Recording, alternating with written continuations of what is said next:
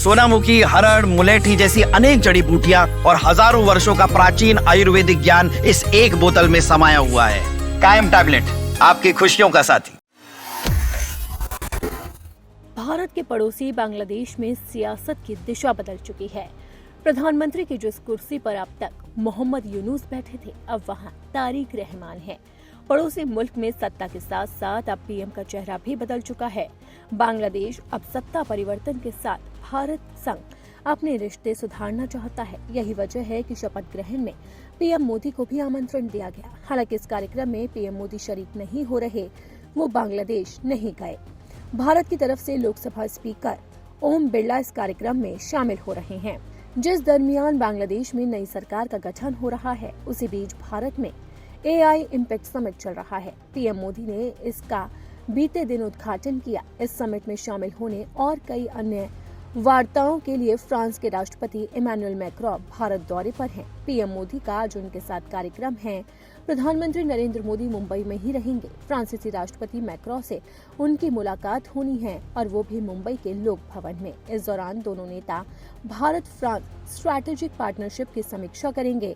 इसके बाद Bharat France year of innovation 2026 का उद्घाटन किया जाएगा और दोनों देशों के स्टेक होल्डर्स की एक सभा को भी संबोधित किया जाएगा। और एआई समिट की वजह से ही पीएम मोदी बांग्लादेश नहीं गए हैं और इस कार्यक्रम में ओम बिरला शरीक हो रहे हैं। वहीं इसे लेकर विदेश मंत्रालय ने कहा है कि इस कार्यक्रम में स्पीकर की मौजूदगी भारत और बांग्लादेश के बीच में गहरी और मजबूत दोस्ती को दर्शाती है। दोनों देशों को जोड़ने वाले लोकतांत्रिक मूल्य के प्रति भारत की प्रतिबद्धता को मजबूत करती है।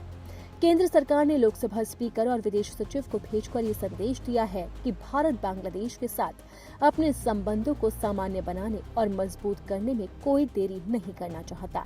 इससे पहले चुनावी जीत पर तारिक रहमान को बधाई देते हुए खुद प्रधानमंत्री नरेंद्र मोदी ने उनसे फोन पर बात की थी, जो दोनों देशों के बीच में सकारात्मक जुड़ाव का पहला संकेत था। पीएम मोदी ने जीत पर बधाई दी और मजबूत द्विपक्षीय संबंधों की प्रतिबद्धता को दोहराया। आपको बता दें कि बीएनपी की हालिया चुनावी जीत के बाद बांग्लादेश में राजनीतिक परिवर्तन का दौर शुरू हो गया। भारत इसे एक सकारात्मक अवसर के रूप में देख रहा है। दोनों देशों के बीच में व्यापार, सुरक्षा, जल साझेदारी और क्षेत्रीय स्थिरता जैसे मुद्दों पर सहयोग को आगे बढ़ाने की उम्मीद है।